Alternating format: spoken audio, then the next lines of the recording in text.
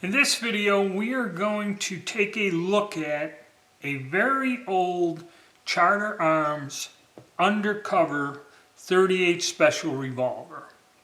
But before we get into it, if you would please subscribe, hit the like button, leave a comment, and if you could, become a member.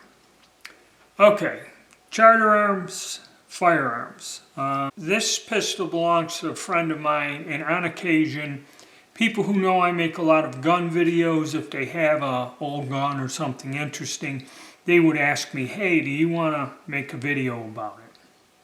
And, I said, yeah, why not? Content is good. I like to keep it varied. So, the story behind this gun is the individual I know purchased this around 1968 or 69. And I've known a little bit about Charter Arms firearms. They're usually a budget-priced handgun. I've fired a couple, and I'll discuss that later, over the years that people I've known owned them. And once I did some research, I found some very interesting facts and some technical things about this gun. And let's go and I'll review the history and the innovations. This was, when this pistol first came out, the designer come up with 2 or 3 innovations in this model gun. Alright, the history of this company and the gun is a man named Douglas McClanahan was a gun designer who worked for several different companies. In 1964, he founded Charter Arms, and his goal was to produce a revolver. Well, he started off with this revolver here, the undercover in 38 Special. He wanted to produce a gun that had fewer moving parts, simplified manufacturing, and can shoot high pressure loads. He also created the transfer bar safety device, which was something new, and just about every revolver nowadays uses that safety device, the transfer safety bar. And the story goes from there. And this Bridgeport, Connecticut was the first factory that he founded, and that is marked here on the barrel. And the factory started in 64, and there are other handguns, models, and calibers, but this is where he got the start. His goal was to make a simplified gun that was lightweight, can handle powerful ammunition, and in doing this, in changing the way this gun is manufactured, it also reduced the retail price of the said firearm. And we have a Smith Wesson model 36 to compare it to. Now, you can get the undercover today. This one I think is nickel plated, and they still make them nickel plated. But a blued one is about 400 units or 4 C-notes. Smith & Wesson has started to make the Model 36 again. This particular one I looked up the serial numbers, was made in, the serial number range falls between 1976 and 1977. So this gun is older than the Smith. Now and this goes for about 800 units or 8 C-notes. So comparably, it's double the price of this here. So that's a big factor. And I guess he achieved that in the simplification of the manufacture of the gun. And what we'll do is we're going to take a look at it with weight, and I'll explain the different manufacturing things, but what I'm going to do is remove the grips here in a minute. First, we're going to look at the innovation, the safety transfer bar. When you pull the hammer back on a modern revolver, you'll see that metal plate in there. That is the transfer bar. It comes up, blocks the firing pin, and if you notice, the hammer is a bit different. Okay, this will stop the accidental discharge if you drop the gun and there's a loaded round in there. That'll stop that. As compared to the old style, where your firing pin is permanently attached to the hammer, and there is nothing blocking the path to the primer on the cartridge. So that was an innovation that has more or less been adopted by a lot of different companies that manufacture revolvers. Now, before we get into the other things, I'm going to remove these grips. Now, another thing, and I will prove to you, this is a lot lighter than this other gun. And the reason we got these 44 Magnum size grips on here is because, you know, personally, I don't like the full size grip on a gun. I like the small grip because this is what these guns were made for, concealability. You're not going to fire like 20 rounds out of this thing. This is used for self-defense. Back in the day, back in the big decade in the 80s and before that, this is what you had for concealed carry. Now my gun I sent to a pistol smith and he bobbed the hammer, and he did it in a way to where I can still pull the hammer back single action. So that was cool. But this was my carry gun back in the 80s, okay? And the reason I got rid of the hammer is because it would pinch your hand, and to get this in and out of a jacket pocket or my pants pocket was, you know, made it easier for concealed carry.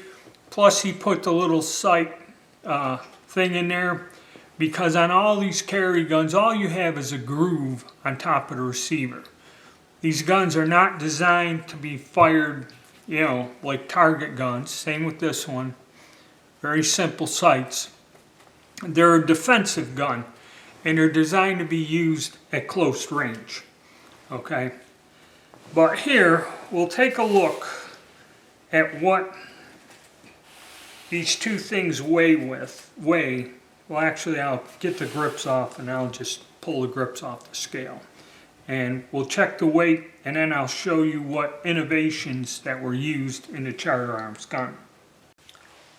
And I just want to show you how much more this Pachmayr oversized grip is, other than these guns from the factory come with a grip that fits on them, much like the Smith Wesson. The wood would just be here. But as you can see, this is considerably larger and does add weight to the pistol. Okay, I just wanted to make sure that you can see the scale in the video. Alright, so first off, I'm going to take the Charter Arms. The Charter Arms without the grip weighs 14.8 ounces. Okay? The Smith 36 weighs 1 pound, 2.6 ounces without the grip.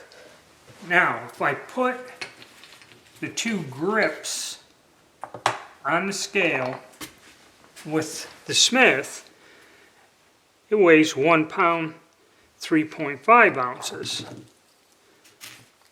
So the grips weigh about an ounce. When I put the Charter Arms back on there, we're under a pound. But if we put the grips, it's 1.41, 1 pound, 4.1 ounces. It weighs more than the heavier gun with these grips on. So this was the selling point, is, you know, this is a lighter weapon.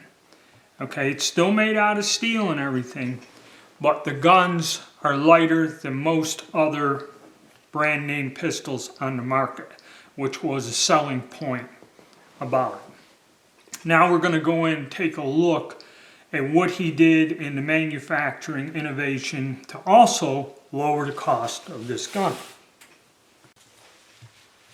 So, at a glance, the Charter Arms pistol looks and operates much like any revolver. You have your cylinder release here, it comes out. You have your ejector rod that you knock your empty cartridges out, and a single action, double action trigger. Okay. First difference is, if you look, there's a little screw here in the front of the frame. If you pull this screw out, then you could get the cylinder and crane will come out of the revolver. Where with a Smith Wesson, that isn't there, and the cylinder and crane is a more complex mechanism.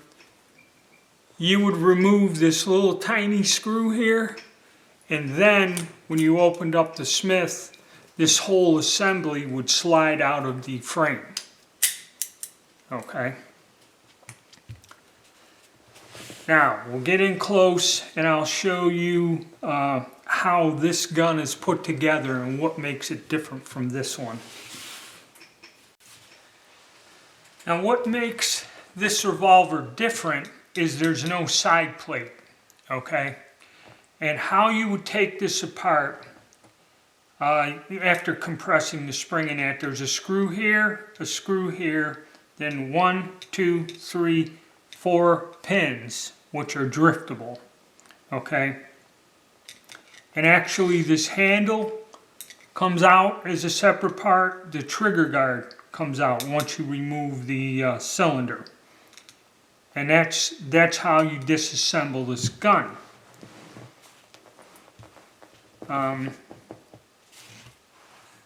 You can see it here where this handle and grip part will detach as a separate piece once all the internals are out of the gun. And also, I believe the trigger guard comes out as a separate component. So, to machine the frame, first of all, it's a smaller unit. It's simpler machining.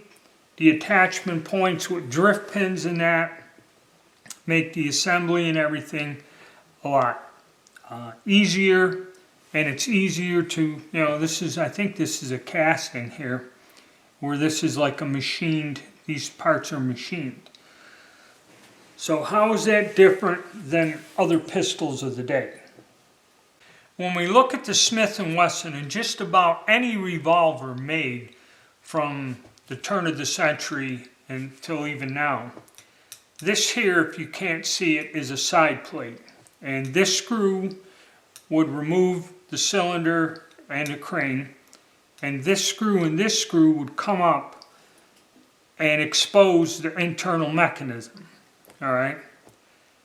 The receiver, or the actual main part of the pistol, is all one piece. This is all machined and this is all attached. Okay. I don't know if you can see it, but you can see where the line is with the plate. All right. And, this is all solid. This is one solid piece. Okay. Where on the other gun, you see all the little pins that hold the two separate pieces together. So, to machine this one solid frame of the gun, minus this plate, you have to mill out all this, drill and tap all of this. It's more complicated, more time consuming to machine and manufacture this handgun than as compared to this handgun. Okay, that is a critical factor, which comes to the price point. Because like I said, this one here, all of this stuff bolts together, so you have just a more simpler machining process for this chunk of metal. All this is separate and attaches, where you got a smaller amount to just machine out, drill some holes, and all of it's kind of pinned and screwed together in a more simple version with less parts. Okay, that was his big innovation with this gun. So that is why there is such a wide variance in the cost of the two weapons. Alright, that's about it for the technical end of it. But there's a curious thing I did find about Charter Arms in Wikipedia on their criminal uses. And I've never known of a gun company that will list all the famous people that were assassinated or murdered with one of their weapons. But going from the top, 38 was used by Arthur Bremer to attempt to assassinate George Wallace in 1972. The 44 Special Bulldog, and I'll talk about that when we're done with this, gained notoriety after it was used by Son of Sam serial killer David Berkowitz. I remember that. 38 Special model was used by Mark David Chapman to murder John Lennon December 8, 1980. Charter Arms Undercover 38 Special was used by Mahmoud Abdul Jamal in the murder of police officer David Faulkner December 9, 1981. Charter Arms Undercover, it's a popular model for criminals, used by Van Brett Watkins Sr. to assassinate Sharika Adams, the girlfriend of former Carolina Panthers football wide end receiver Ray Caruth, in a drive-by shooting in 1999. A Charter Arms 38 Special was used in the murder of Phil Hartman.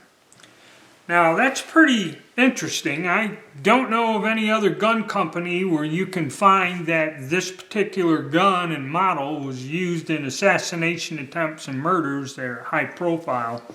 Probably Smith Wessons were used in killings, but to see that there is it's unusual.